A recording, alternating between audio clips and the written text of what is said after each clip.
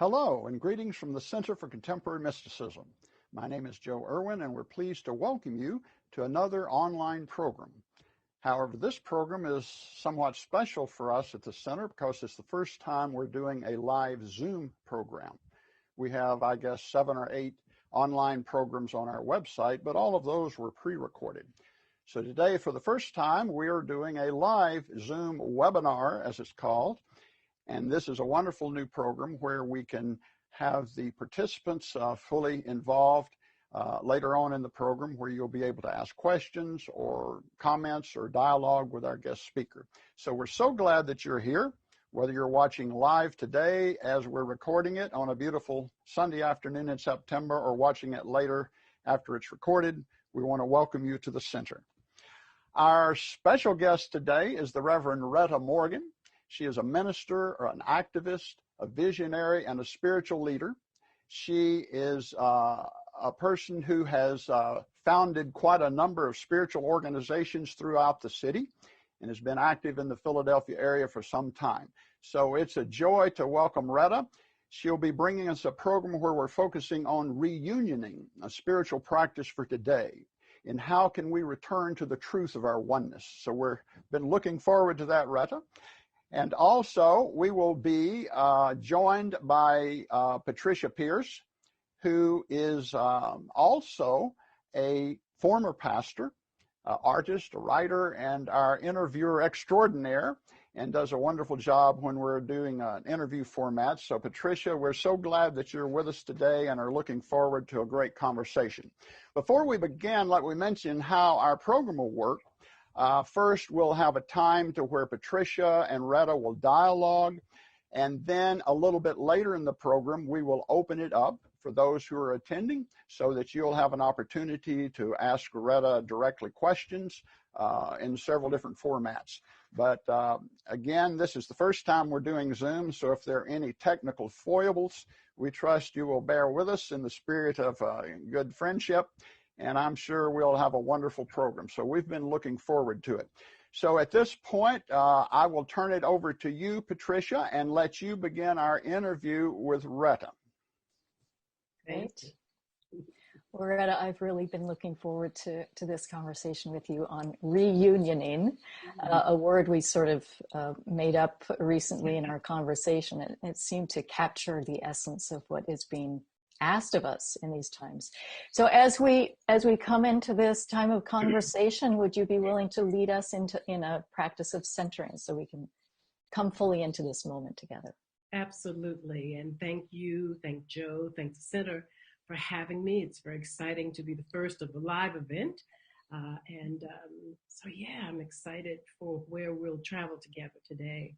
In this moment, I want to invite those who are listening to take a deep breath. And I'm going to sing a wordless prayer. It's the way I started my center for many years. The beginning of the service was with this wordless prayer. The purpose to use sound before the words to make sure everyone is included in. And I want to invite people as they're listening to imagine the call without the boundaries of technology, to imagine that we are indeed sitting in spirit together, joined in some way, maybe intangible in this moment, but joined nonetheless.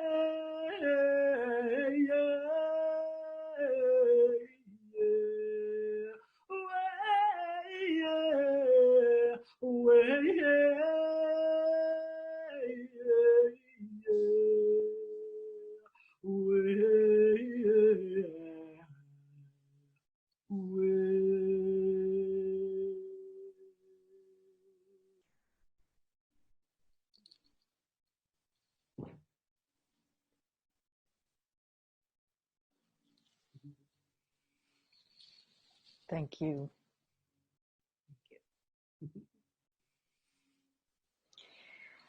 So, Rhetta, to begin, we are living in quite an astonishing, extraordinary moment right now. And I'm curious to hear you reflect from your vantage point when you look at what's going on right now in the world and in our country. What do you see, and what do you believe these times are inviting us into and asking of us? Well, thank you for that wonderful question. A world whose heart is being worked on. A world weary of living in a particular kind of way and desperately wanting to awaken to another way of being together. I almost feel like there are times I can feel the collective anxiety. I can feel it in sound and vibration. Yeah. I think there's a lot of longing. There's a lot of heaviness, I think, from things we have carried as a consciousness, as a group consciousness. Yeah. Feels and appears different for different people, depending on their background. But right. all of us carrying a kind of weightedness. And just an opportunity in these times to reflect deeply, to be invited to allow things that may be unconscious or settled within to come to the surface. And we get to have conversation, dialogue, reflection in the intensity of now. I think in service to what's possible. Like we're being called to awaken. We're being called to heal ourselves, our communities, our systems. We're being called into a greater awareness. I would say being called toward a kind of spiritual maturity, right? To awaken as a group, to endure, to go through, to be with the times as they are in service to sort of growing up, moving that evolutionary dial just a little bit further. And these times, I think, invite us into that. Yeah, it's as though there's like a cracking open of, I would say, like some of the denial. I would say, especially in the white community, some of the denial about the reality that so many people in our country face day in and day out. And I see it. I see it and I experience it as like a breaking open of the heart, and an opening up to this truth that we have, we've stepped away from, which is our original and inherent oneness and interconnectedness. Yeah. And there's something on your spiritual community's website. It says, our relatedness is how we know who we are. I would love to hear you riff on that, and how it is that you just used the word longing a moment ago. Like, how is it that our relatedness is the thing that can help us become whole? No, it's interesting. I think I wrote what you just said, but it just I'm just drinking that in for this moment. I probably wrote it like 10 years ago. Right? there's an African, and I forget, Africa's very large. An African, somewhere in Africa. Right. With a lot of diversity. A lot of diversity, right? Somewhere in Africa, there's a concept called Ubuntu. Yeah. I know myself because of you or through you, right? Yeah. Very similar to that is how we are, who we are together, our relatedness, the ways we interact, the ways we enhance and support each other, the way we hold one another up when the other's kind of faltering. All of these things, on practical levels, the ways we support each other, the way, in the old days when they would raise a barn or a house and you get the whole community together, right? Yes. Literally, Yeah, our that's relatedness right. is how we survive and thrive, right? Yeah. And, I think there are ways in which in the capitalist kind of environment where we're about the individual, where we are praised for the individual success we have, Right. where we move away from, and the fact that it feels almost like a weakness to say, I need you. Exactly. I long for you. It's not a thing we're allowed to say it in songs and poems, but I'm not sure it's okay. I'm not sure it's a thing we lift up during these times, So yeah, I think the times are pointing us back in that direction. We need each other in these times. Yeah. For something as simple as a hug or a gaze with your whole face. Yes. We're in this very, there's this strange moment that we're in where there's this awareness of our need for each other. And in a sense, COVID has made that more pronounced because it has forced us into this experience of being separate, which in our minds and hearts, that it has been the malady, right? This idea of being separate. And now it's bringing to our awareness how much we actually need each other. Yeah. And we're, doing this social distancing thing. And it's like, when is this going to be over? Can you imagine the first time we get to be in a room close to folks and sing with no mask? Absolutely. How that's going to, I'm like dreaming about that. Yeah. It's so much.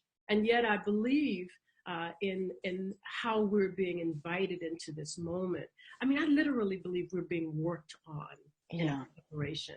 Like Spirit is working on us. This business, reconfiguring, this business I'm talking about of sort of growing us up spiritually.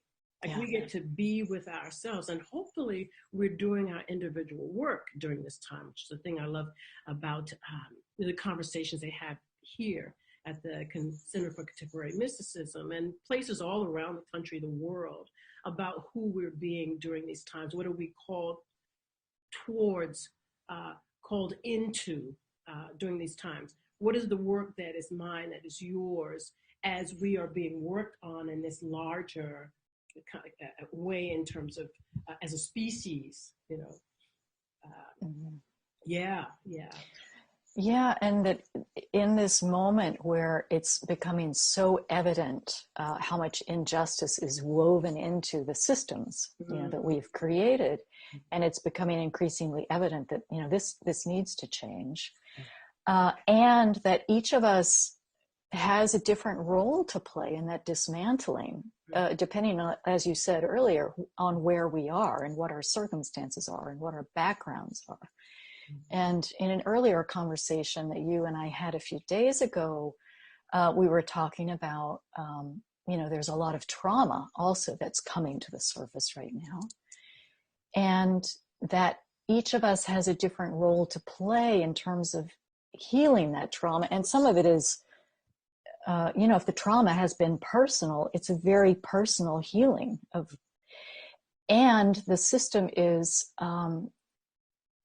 continuing to traumatize. So there's a way in which it can't, we can't move into an idea of this is PTSD because the trauma is continuing to happen.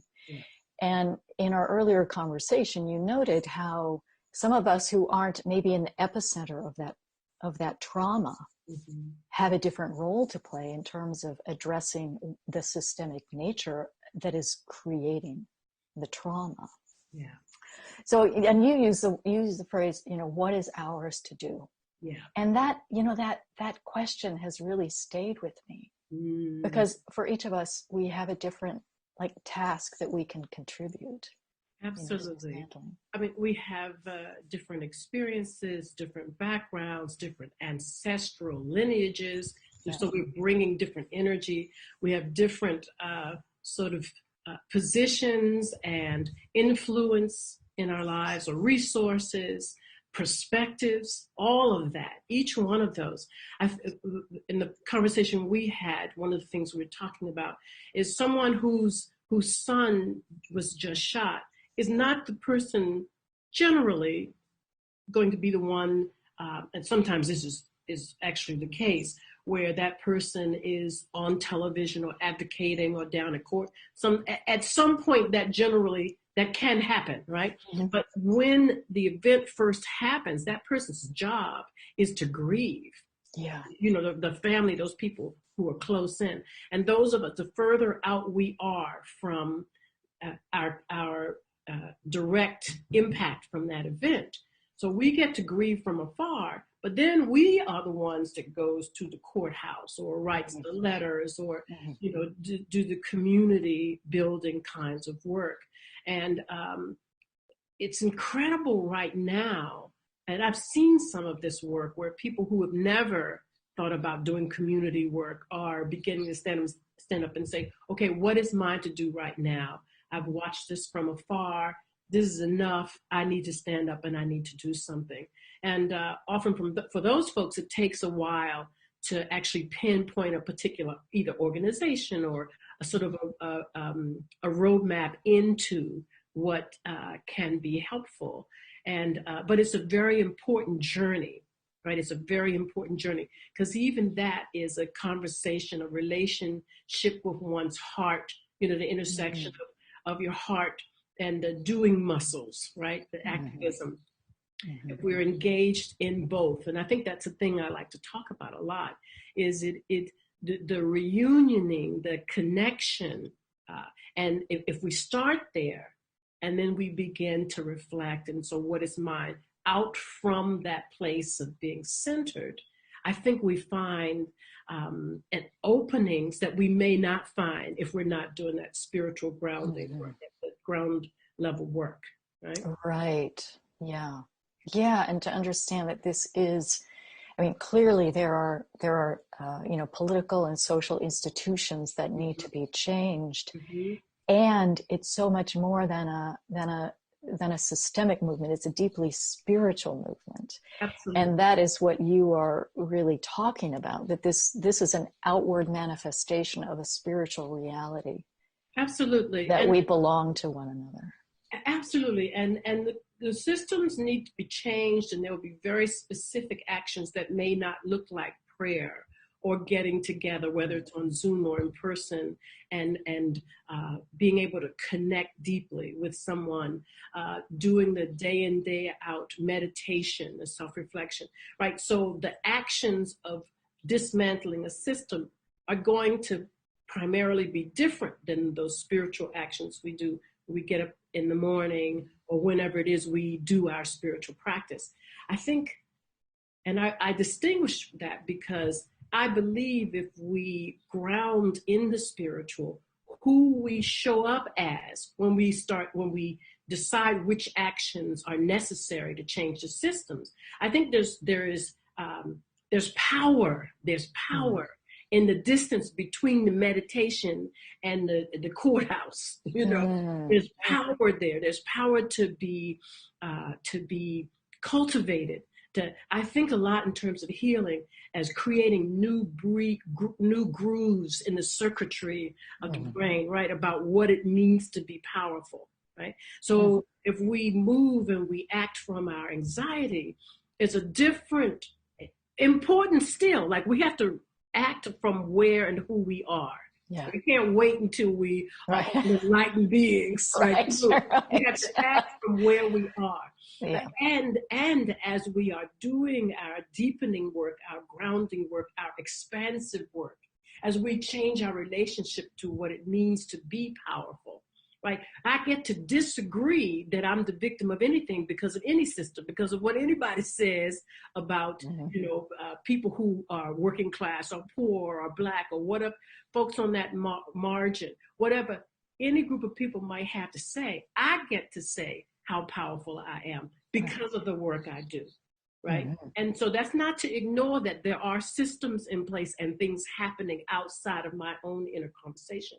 But who I am when I address these systems and these larger conversations has an impact, I think, on what's possible. You see? Yeah, that is such an important realization that the systems don't have the power to tell us what our power is, right, unless we hand that power over, unless right, we abdicate our own power. Right. And it's very alluring, though, right? Because the systems have a lot of influence. They have the ability to have a framework that they, like through commercials and that kind of, where you get bombarded over and over again, in many different fronts. You get bombarded with a particular a belief system that you are this, or you belong in this place in the society. So I'm talking some pretty hard work here to say, actually, I'm not that. It's actually a lot of work. It's a lot of work, isn't it? Yeah. Mm-hmm. Yeah. So getting back to this question of, what is ours to do? I think that if we come at this systemic problem from the vantage point of an individual, it can seem overwhelming because there's so much. Yeah.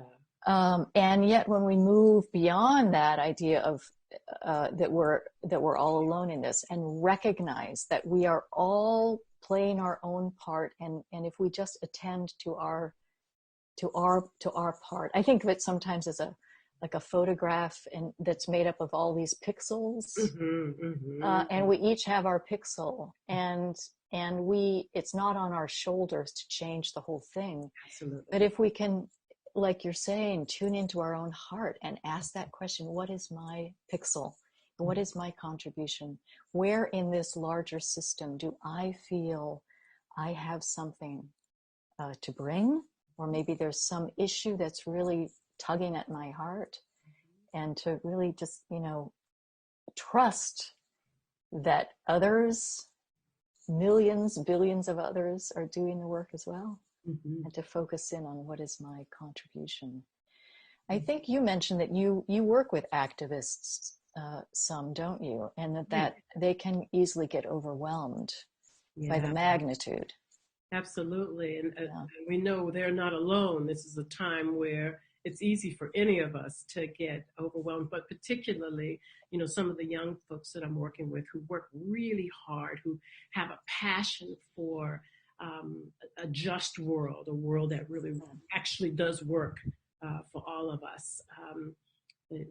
Bright, brilliant young people who hold on their shoulders.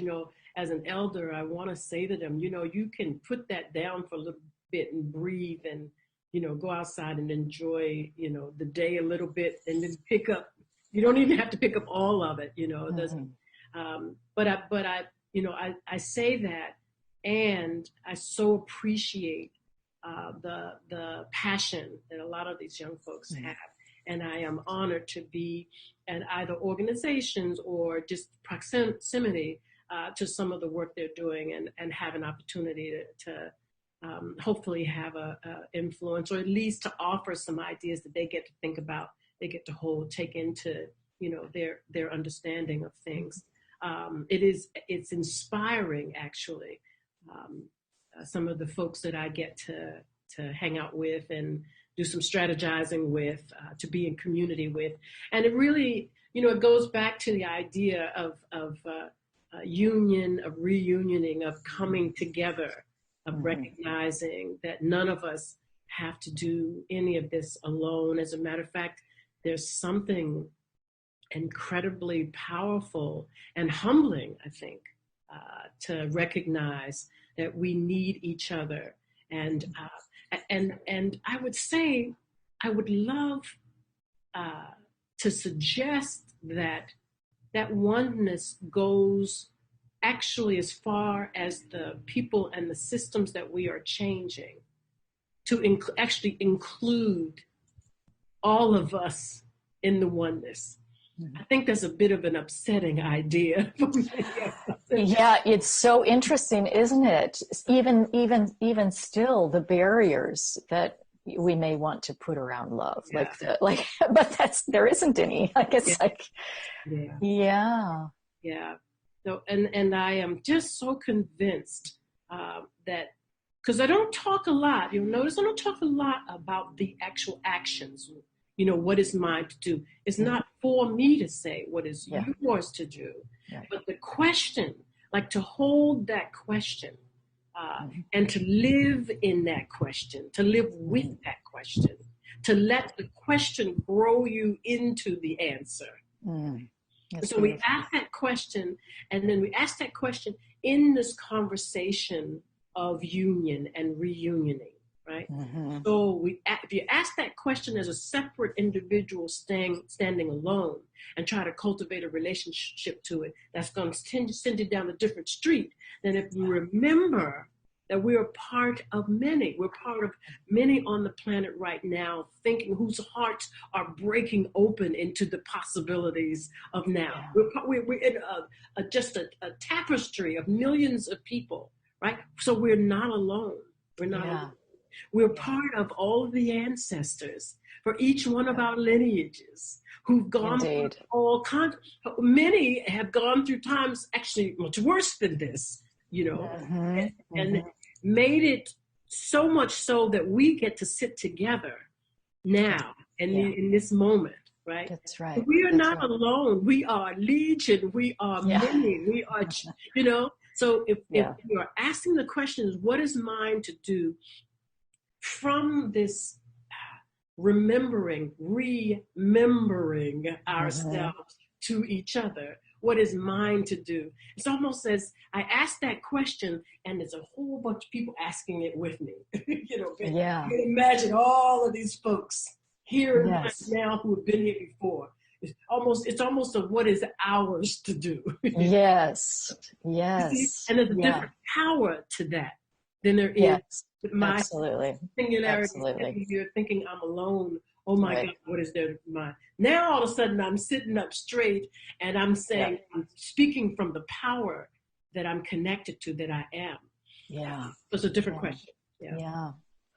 Yeah. And we are coming, as you talk about the ancestors, and we are, I feel like in a moment in this country where we are finally beginning to honestly acknowledge, what has happened in this country over the last, over the centuries. And in our previous conversation, Rhetta, you mentioned the necessity of bringing into this really examination of the roots, the energies of forgiveness and compassion. Can you speak to that? Yeah, so I want to say, often before we can get to compassion, forgiveness, somebody's got to get really mad. Yeah. So we got to be in touch with what's there. Somebody's got to allow the sadness that they feel for those of us who are here suffering now, those who have over the generations. Somebody's got to do some wailing. Somebody's got to, we name the thing. And in our honest naming, when we bear witness to the naming in love and compassion and forgiveness, then the roots of healing are already starting to take place, right? Yes, so it's and there's got to be space for that in our culture as it exists now. It's really hard to turn toward those roots, quite frankly, because there's so many challenging and difficult things happening now. Some of it is about capacity. How much hard stuff can we hold? And yet we are resilient beyond anything we've ever known. Who would have thought we would be dealing with climate change, uprising, climate crisis, racial, spiritual uprising, the tornadoes, fires, great visionaries passing away daily. I mean, the list. Pandemic, global pandemic. Pandemic. Don't forget the pandemic. Yeah. People getting shot on camera in just casual ways. People you stack all of those things up. And my God, the fact that we get up in the morning, we might want to just kind of give a nod to that. It's a very, very difficult time. And yet we are resilient. And yet we sit together on this call, imagining a visionary possibility of union, right? Yes. All of those things are going on. And as human beings, we can turn ourselves toward the horizon where possibilities are endless. Amen. Amen. Right?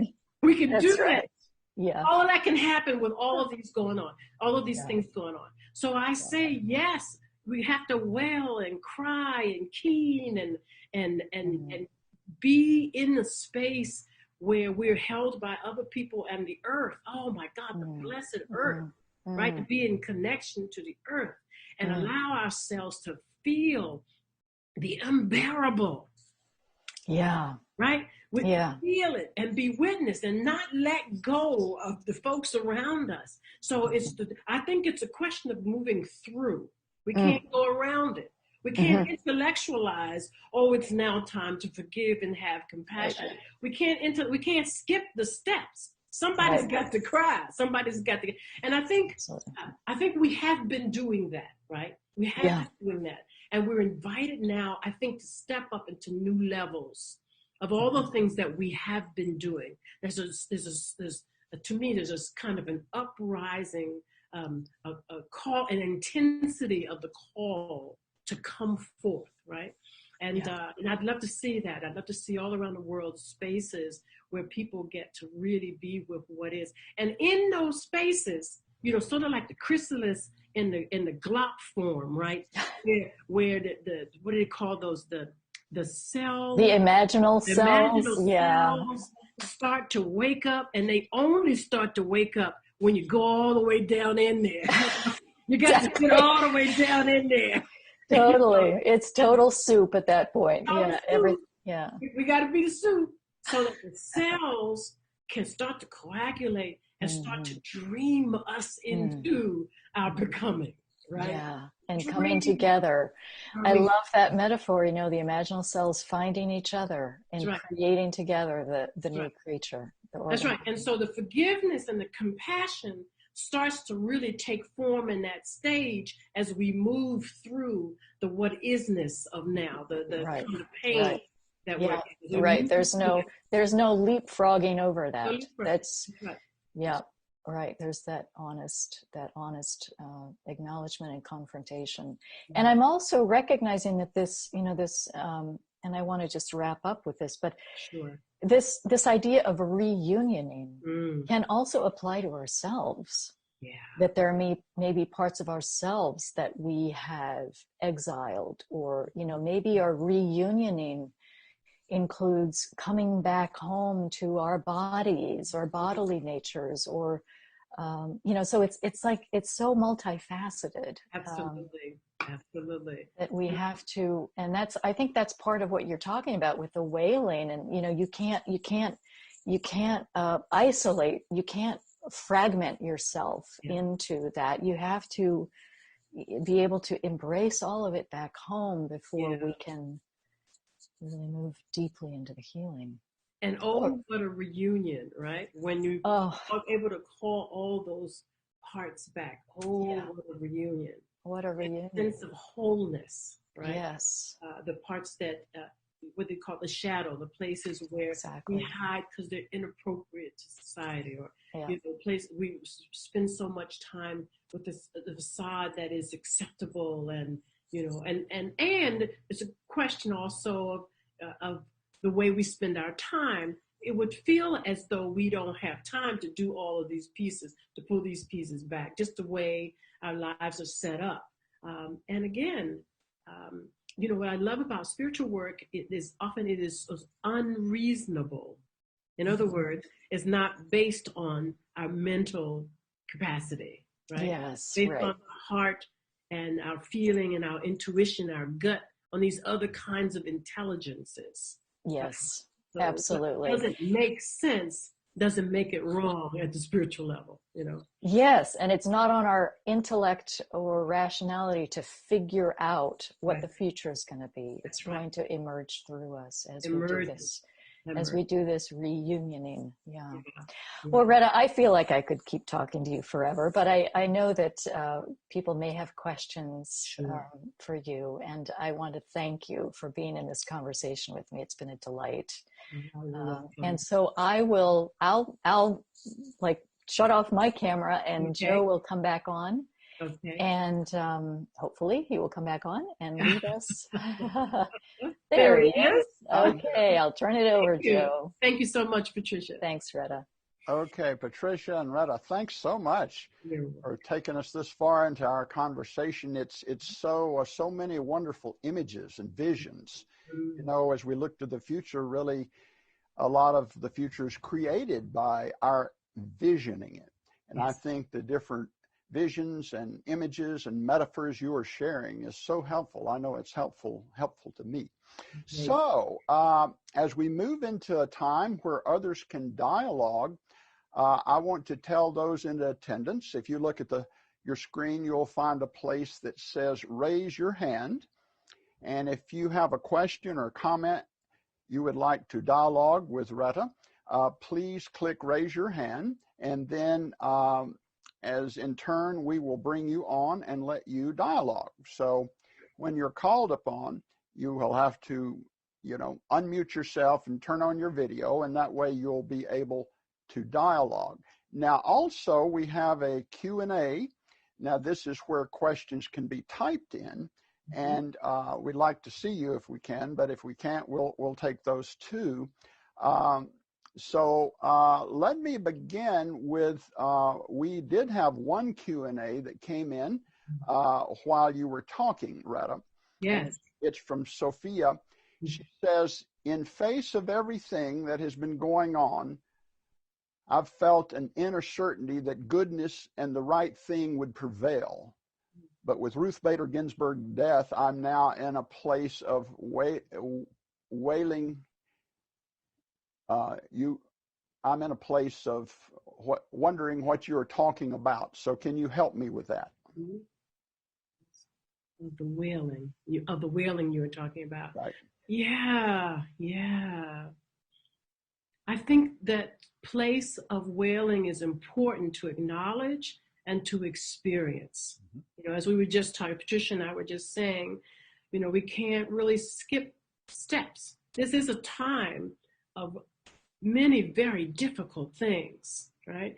And so I want to invite us to allow our hearts to break, allow ourselves to wail or to feel. This is the reunioning with our bodies and our spirits. There's a way in which we inhabit our everyday lives, and it can take up all the space. What it takes to go to work or to care for our families and to try to be good citizens. There's not, you have to make time, find time, create time to spend in self-reflection, to allow your heart to break, to allow those sounds, the vibration of the sound is part of the medicine and the healing, right? That's part of the connection, the reconnecting, the reunioning with the self, right? And that is the medicine. That is actually what starts the healing process. I think there's a way in which we do carry around a lot and often don't get an opportunity to allow the hard things to sort of to move through and out of us. Like if we're carrying it and we don't have so what I'm talking about wailing, that's certainly not the only practices. There are many ways to be in touch with the body, to hold and care for the heart when it's breaking. People pass away as part of the cycle of who we are as human. And we get to be with that as precious, to remember who they were, to remember and to live in the love that they were, and also to grieve the passing. All of that is part of what it means to be human. So it's not a terrible thing to wail. Wail if you must, wail if you will, and know that that is part of the process of your wholeness, right? That's great. Okay, we had a question from Janet. And so, Janet, I would ask you, if you would, to join us on screen and share with Rhetta your question. So, Rhetta, I loved what you said about the whole victim concept, and that you don't have to believe the stories that have been told to you about who you are. In my own inner work, I have found there are times when it's helpful to hold myself as having been a victim when I was growing up, because the alternative to that is self-blame. Yes. And I would just, and then to move farther and farther out of being limited by those early stories. But I would love to hear you say more about what your own process is. I suspect I'm a wailer, I'm a crier. Do you have other things that you would share about how you have done that part of your journey? Absolutely, and thank you so much for that question.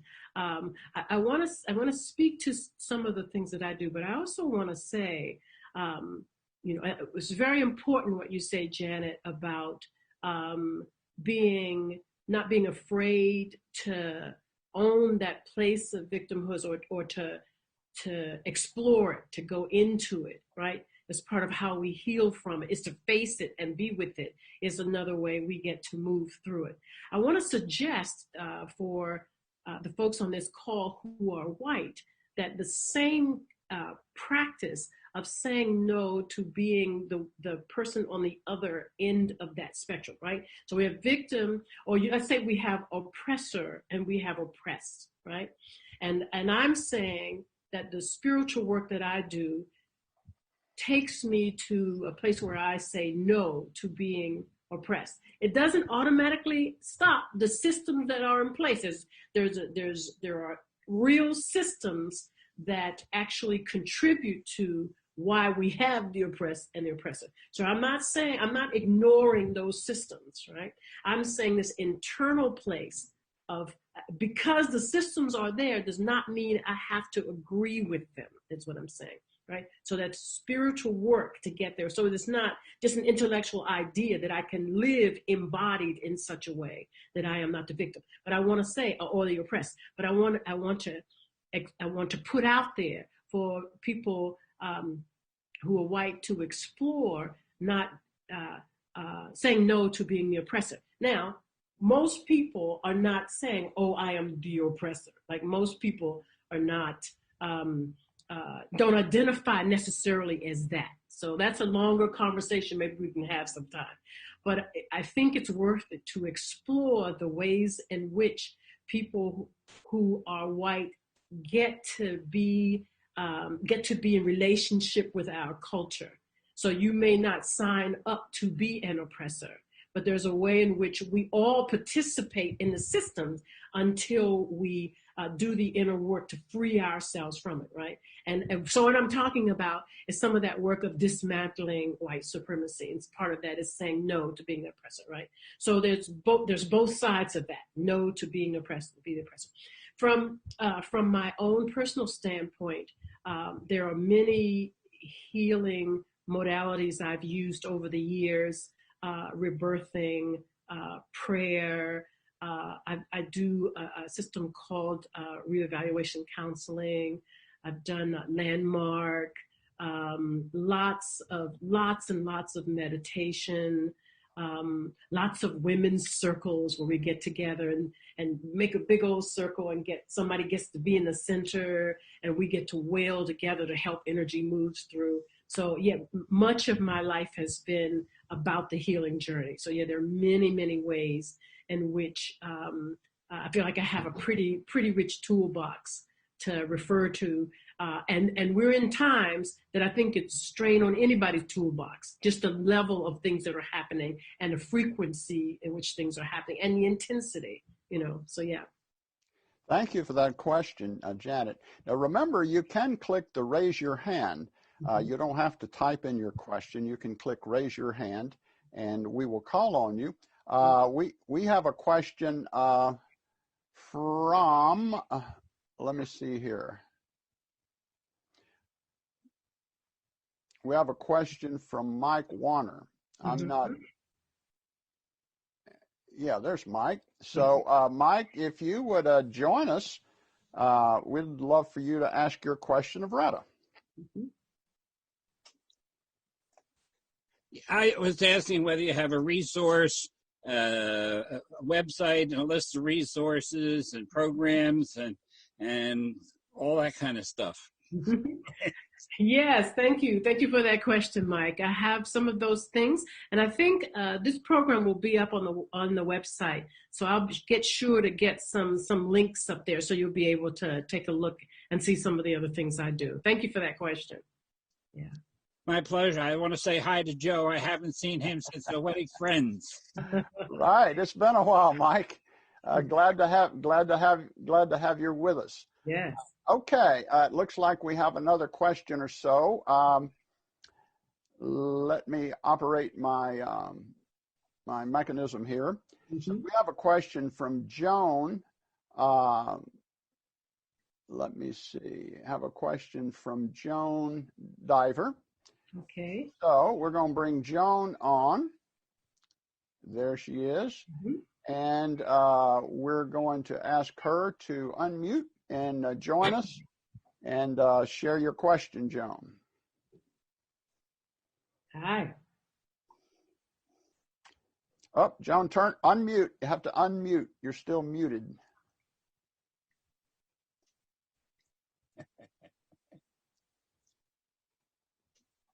There you go. Well, we're showing you that you're unmuted, but we're having a hard time hearing you.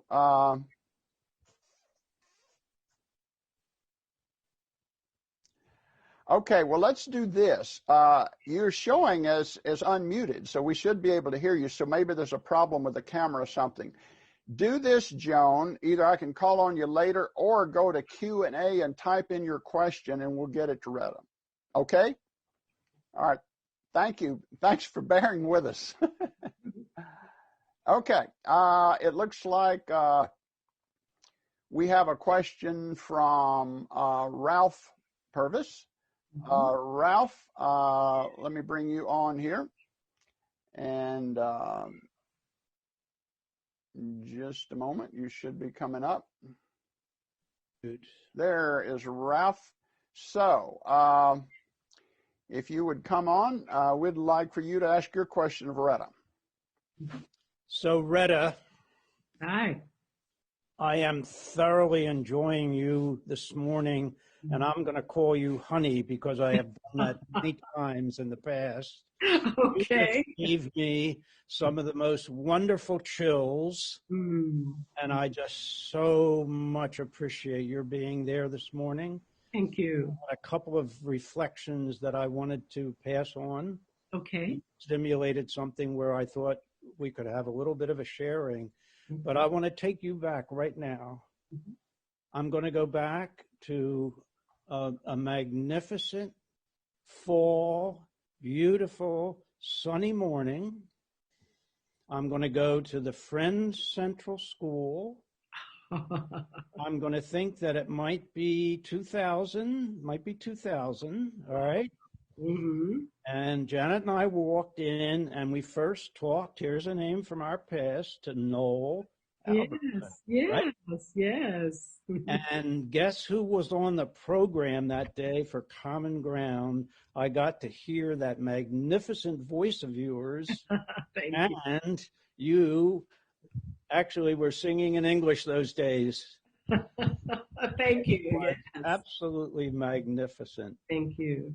And I just so much have enjoyed you over the years.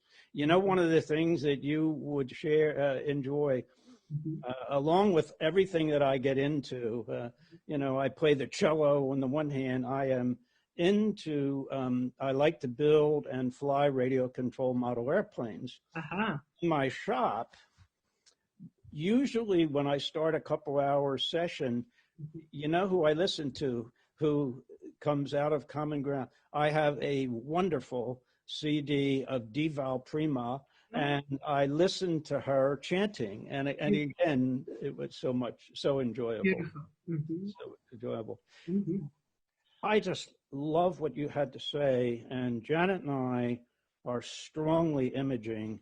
You know, we're picking up on the energy, Penny Gill's energy. I wanted to come back to a personal experience, but this morning, Sophia, who asked you a question, is in our spiritual sharing circle. So I sat this morning at my computer and I watched a video of a woman who looked like she was in her 60s. She had beautiful gray hair. She looked like she was Jewish, and she was standing in front of Mitch McConnell's house in Kentucky, protesting with hundreds of other people that he should not appoint a judge at this point. Ruth Bader Ginsburg died at exactly the right moment. It raises the consciousness, the heart that you want to see stimulated that's there in people. It has raised that to an incredibly high level. The national conversation is going to defeat McConnell, who I believe is one of the most significant traitors in this country. It will absolutely defeat him. So I see no need, absolutely no need for weeping or wailing on that one. I'm sensing a lot of joy. The other point, and Joe, I got your motion there. I caught your point, Joe. I spent a lot of years being very, very angry with my father and could not forgive him. He emotionally and financially abandoned me when I was about 14 years of age. I have a very religious background and had been the cantor of a very large Philadelphia church for years. Anyway, the long story short is, through some genealogy work and through some therapy, I discovered my father was a high school dropout. His mother was Jewish. He was pretending to be, the typical white male. And I realized his whole life, he and my mother, unfortunately, lived a life of a lie. They lied all of their life. They had so much to hide. What came out of that for me was a very significant understanding of who they were. And for the first time, I'm going to be 86 the end of November. I'm talking last year, in my 85th year, I had such a release of my anger and basically felt true forgiveness for the first time. Wow. It came about because I understood the situation. If he had told me, we would have helped him get a GED, right? We used to do that. Ralph, thank you. I wanted to see, did you have a particular question? If not, we have quite a few people waiting to talk. So did you want to end it with a question or just let Rhetta kind of respond to what you've shared? Well, I thought as a sponsoring member of your organization, Joe, I'd take up a little time and share my time with Rhetta because I don't get to give her a hug because you're not at St. Paul's. But my question to you would be, when you think about the energy, when you think about 2021, where do you see it? Do you see that coming together? Do you see that in the young people? Do you see Can you feel that? Mm-hmm. Mm-hmm. Can you agree that with sounds that? good. Let's let Rhetta respond, and then we'll move on. But thank you, Ralph. We do appreciate your contributions, and I just wanted to give Rhetta a chance to respond to your question, okay? Sure. Thank you. Thank you so much, Ralph, for going down memory lane, talking about common ground. It was an amazing experience as a interfaith gathering that met for several years and were very powerful. And it's compelling stories about the folks protesting, honoring of Ruth Bader Ginsburg, and then to end with the story about forgiveness at 85. Those are really powerful stories. Thank you for that. What I see is less particulars about what's going to happen. And it's more, Patricia asked me early on about, how I would talk about these times. And I talked about, a consciousness with the heart that's invited to open, to crack open, to break open, and to move towards spiritual maturity. So what I'm seeing in these sort of big visionary waves, more than the particularities of what's going to happen with a particular group of people. I think we're going to be in it for a while. I think we're going to be in these kinds of times where we're being called forth for a while. I don't think it's going to be over quickly. And I think if there are end points for some aspects of what we're going through, there are going to be many, many years of healing that have to happen after that. So we're in this world that I'm choosing to look at as a world of invitation, of possibility, of creating. But we're going to be in this, I think, for a while. So yes, there are places where there are powerful, wonderful things happening. And then there, as you know, are places still almost unbearable pain at the same time. Yeah, this is the world that we have at the moment. Yeah. Thank you, Ralph, for that question, and I appreciate your answer, Rhetta. Now, remember to raise your hand if you have a question, and we will call on you. Joan Diver, we could not get her audio working, but she did send in a question, Rhetta. She said, I loved what you said about being in relationship with those with whom we disagree, that oneness includes us all. Given all the division today, I feel this is so important. I remember Howard Thurman saying, keep open the door of your heart, no matter how many doors are closed against you. Could you say more about this? I so love you quoting Howard Thurman there. Absolutely. I think it's a difficult thing to say and to hear, is that the oneness includes all of us. And that means the folks that we're fighting against, the folks that we absolutely can't understand how they could feel like they feel. Absolutely, I agree with him. The door of our hearts, it's important that we keep some spaciousness around that. We don't have to magically agree with each other. We don't have to pretend we agree.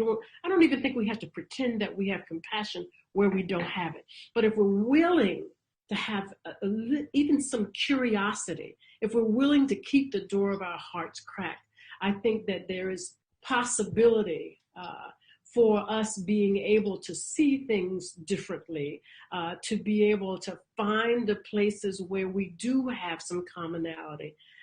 Sometimes that's the best we can do. The things is not to focus as much on the things we disagree with, but to find where the commonality is. I believe that there are possibilities that we don't know yet what they are, right? So I think when I think about curiosity, there's a wall that I come up against when we start thinking about being in relationship with difference. I think that these are the times for the visionaries, for the Spirit, for God, for possibilities beyond our human capacity to open us up to new possibilities. And I want to stay on that cutting edge. What is possible that we don't know yet is possible because of these times, because we're doing the spiritual work, because we're willing to be broken open. We're willing to see, we're willing to lean into the visionary. what's possible. So yes, I just think that's one of the most important things that has been brought out about today, is being willing to have the door of our hearts stay open, rather than that closing down and you're on this side and I'm on that side. We literally are one giant ball hanging in the sky. Like it or not, there's one. Until there's a bunch of money and some, different planets that we can go to. Whether we like it or not, we are one. We're like literally one, right? And so I think that's powerful to keep that in mind, and to lean into that as a spiritual inquiry, the oneness that we actually are and the oneness that we can be. Yeah. That's wonderful. Thank you so much. Now, are there any other questions? We have had quite a few very good questions, and I'll give you one last chance to raise your hand. While we're waiting to see if there are any last questions, I'll mention that our next online program will be in October 18th, with Dr. Linda Backman, and she will be giving a talk and leading a program on Live the Life That Is Calling You. I really like that title. She is a nationally renowned psychologist and regression therapist with over 40 years of experience, and she's been to the center twice before in person. Rhetta's been to the center once before in person, aside from just attending some of our meetings. So it's always good to have people back who've been here in person and now get to share with them online. But mark your calendars for October 18th. I do see another hand or two. Let me see here. We have David Lowe. I'm going to bring David Lowe on. And David, if you will turn on your video and unmute, you can ask a question of Rhetta. Unmute. Got to unmute. There you go. There you go. Great talk, Rhetta. I really enjoyed listening. Thank you. David, can you back up a little from the screen? Yeah, we're a little. Sure. Yeah. Now I've had the experience in my life of there's wisdom, and there's also part of the wisdom is the sadness. Yeah.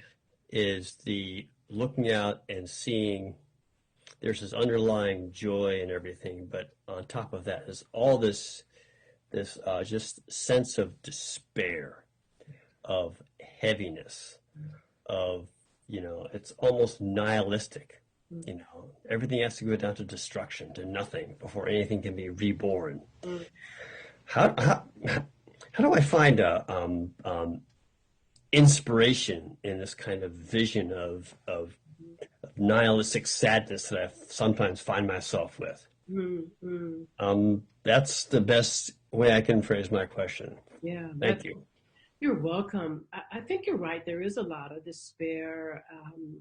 And just how you described it, that sort of weightedness. There are places, a friend come down from New York recently to come through Philadelphia to come visit me. I'm out in Doylestown. And she talked about the heaviness of being in a city when people kind of close together. So that's real. What he's talking about there is real. There are areas where they're just saturated with people's concern, their anxiety. Very, very challenging. And I think, so there are two things I would say. One is, first of all, not everybody is in despair, right? So if we feel like it's everybody, it doesn't make it harder to think that we can make a difference or we can find ourselves beyond it. So there is inspiration out there. So one possibility is go in search of where the inspiration is. And for instance, if you're a person who loves music, go in search of folks who are singing or playing inspirational music. If you're a person who likes poetry, go in search of where people are sharing inspiring poetry. If you're a movement person, it's out there, so you can go looking for it, right? And allow yourself to be influenced by it in that way. And then also, I want to invite you to take a breath. You want some inspiration. Remember that you don't actually breathe, you are being breathed, right? Notice that whether you breathe, if you kind of just still your body. The breath will happen, right? I find inspiration with that it's miraculous. Step outside and touch the ground, right? And notice what's growing. Notice changes that are seasonal changing that are happening. If you got children in your family, have a conversation with one of them. My grands were just here. Crazy good, just crazy good. Have a conversation with a child, or just sit with a child or baby. And if you can't be with them, you can Zoom. Zoom works for that as well, right? It works for that as well. Just have a conversation with a child. They'll show you what inspiration is. So yeah, I think there are many ways to get there, and it is harder. The heavier our hearts are, it almost feels inauthentic, right, to go toward inspiration if you really, truly feel heavy. It takes an act of courage. It takes an act of courage to reach out beyond those feelings and reach toward inspiration. But you're right. I believe in the sadness. I believe there's wisdom. I believe it's powerful. I believe that it's part of our humanity, our wholeness, and not to be. I don't poo-poo when the sadness is part of who we are. And sometimes we need to, for reasons I don't know that we know, need to be in it for a while. Honor it. If you're in it and not inclined to be out, honor it. Be with it. Be friends with it. Have conversations with it. Hold it in such a way that you are learning and growing in the process that you're in. And when you're ready, remember that there are stars, that we are made of stars. You could look up. There's inspiration in the twinkle in the sky, right? There is inspiration for free everywhere. So yeah, take the courage and just reach out toward it if you may. Thank you for that. Thank you, David. I think we have time for one more question. I know we had a question from Sophia. I don't know if you still wanted to ask your question, Sophia. We've got time for one more question. If you do, we'll ask you to unmute and turn on your video, and you can ask our last question for Rhetta. You're here. Okay. Hi. Thank you so much. Hi. Thank you, all of you. Okay. I have a question. Rhetta, I'd like to see your perspective on this. Mm-hmm. Okay. All this Black Lives Matter, I want to know if I feel that this time there's been a shift. I marched in the late 60s, early 70s, and I was scared of the Black Panthers. They scared me. This white power stuff. It scared me. And I think that people marched, and I also detected sort of the whites were kind of like doing it as a charity, They were afraid, I think, but they knew that they should do this. I don't know. This time, there's anger because it's valid, but I see hurt. And the Blacks being able to articulate that hurt. And I think that the whites are getting it. They understand hurt, I don't know. I feel like there's been a shift. How do you feel? Mm-hmm. Thank you, sir. Thank you for that question. Yeah. Well, obviously, Sophia, I'm a Black woman, so my perspective is bound to be quite different. I think that a lot of folks were afraid of the Black Panthers because it was against our cultural norm for Black men to stand up and be so proud and demand basic human rights. They were demanding, how about this? How about y'all not kill us? Right? But they were saying it in a way that was powerful. How about that? Right? That's what they were saying. And people were outraged and offended because they stood with great confidence in a culture where that was simply, it just was not. It was offensive for white people, for Black men to stand up and to just show themselves as proud and powerful. It's actually part of what I was talking about of not agreeing to be a victim. That's what they were doing, right? All right, so that's how I see them. I see them as pioneers in the process of what we're standing in now. They are in that arc. They're earlier version. And Sophia mentioned there's a way in which the culture was not ready. And God forgive us all that He's taken this many killings and this much abuse for us to begin to wake up. God forgive us all for that, right? It has taken this long for us to start to wake up as a culture. And it's been even longer than the Black Panthers, as we know. I think, I just want to say it's in how we define what it means to be human, right? I believe that we are inherently good. I want to believe that. It doesn't look like it some of the times. I believe it. I hold on to that because it helps me work and point my mind in a particular way. Not because I need to prove it or not. I hold on to the idea that we are inherently good.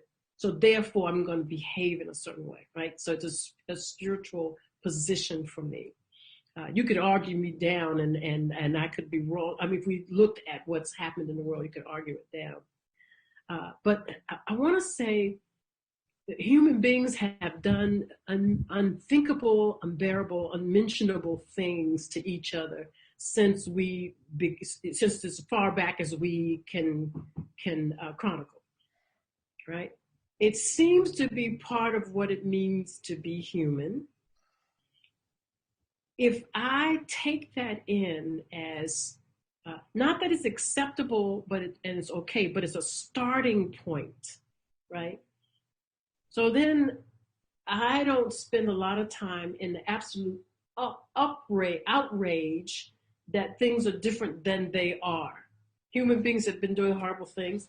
Different groups of human beings. Right now, horrible things are happening to Black and poor people and other people as well, not only, right? But in these incredibly devastating percentages happening to Black and brown people in this country. There are times throughout the arc of all history when it was happening to different groups of people. We can track those as well, right? I say this just to say we have been very poorly. We have behaved very poorly towards each other in devastating ways. This is really true, right? And we have also been visionary. And, I watch 2, 3, 5 videos a day of people just doing really kind things that you just wouldn't expect, So we are capable, I think I'm saying, we are capable of the absolute worst, and we have done that since, at the beginning of awareness. And we are also capable of visionary, healing, transformative, powerful, reunioning kinds of things. So we're in a world where all of those things are taking place. Where are you going to place your focus? What is there for you to do? Us individually, I'm saying you, Sophia, who asked the question, but all of us. Where are you going to carve out the place where you dwell and relate to and from? How are you going to be in relationship with the totality of what it means to be human, right? That's the question. I guess I'd answer that question with the question, because we are all the things that you named, and we are so much more. And we get to decide. We get to choose to a certain degree, right? We get to place our attention in a position, hopefully that's helpful, that's hopeful, that's healing, and contribute to that which contradicts those very things that you're talking about. So we can perpetuate it, or we can contribute to dismantling some of those systems and changing them, contribute to something that looks more like a just world. So I would challenge all of us, where we do what you can, do what your gifts and your resources and your perspective points you, your spirit, where your heart, do what you can, and we have to breathe in deeply and cry and grieve those things that maybe we can't do, right? But let's don't build a summer home in the place where we're grieving. Let's come on back over to the place where we actually can roll up our sleeves and contribute to reunioning, contribute to the oneness, contribute to the kindness. Let's do what we can. I suspect most of the folks on this call are doing that. So yes, I just want to be a cheerleader for us to remember to continue along those lines. Rhetta, thank you so much for such a wonderful, timely, and visionary sharing today. It's been a blessing. I'm wondering if you might just briefly close with a spoken prayer or blessing for us. Sure. Move on. Yes, absolutely. So I invite all of us who are still on the call to take a moment to settle into our bodies, just to bring our bodies into awareness. How are you in relationship to your body and your chair or the ground where you are? Just take a moment to breathe in some awareness of where you are. And I want to point us with my voice toward the place where there is endlessness. I want to point us toward the place that resides just below where the words are. While I'm going to continue speaking, I'm going to point us toward the well that never runs dry, and invite us to drink in this moment from that well, to allow our spirits to fill up with possibility, with creativity, with hope, with love, with all of those things that as we nurture them in a time that's so difficult, we get to fill up a space that allows us to be in relationship to what is. I want to give thanks for the time that we've spent together. Thank you, thank you, thank you, thank you. Thank each of you. Thank you, Spirit. Thank you, nature. Thank you, life. Thank you, thank you, thank you for this moment, for the opportunity to have on these human clothing over these blessed eternal spirits, to have these human clothes on and to relate and to get to connect. Such a miracle happening from one second to the next, that we get to be here together and to reflect and to share. Oh, I'm so grateful for this moment. May the blessing of the time we spent together, for the call for this organization, for the intention, the grounded intention of this organization, continue to water the places where our hearts are thirsty. Continue to nurture this place of reunioning, reminding us that we indeed are one. May each of us be blessed in untold ways. May each of us be the place, the embodied place that we've been waiting for, the ones that we've been waiting for. May we wake up in remembrance of that and be and do in blessed ways, blessedness, as much as we can, all the time, everywhere. In the name of all things just, all things love, all things whole, in the name of becoming the consciousness that that's possible for each of us. I pray with every cell in my body. I pray. Thank you, thank you, thank you, thank you, thank you. Ashe, amen. Rhetta, thank you, thank you, thank you. You are, and may God bless you richly in all of your wonderful work ahead. And we look forward to being together again soon. Absolutely. Thank you so much, Joe. Thank you, Patricia. Bless you. And we want to say thank you to each of you. We've had about 30 people participating in today's live online program. We're also thankful for those of you who will be watching via recorded video. Each of you are so important, and we're grateful for you being a part of the center family, and for all you do to help us continue bringing this work to you and to the world. So until we meet again, we want you to stay safe, be love, and blessings in the days ahead. Namaste.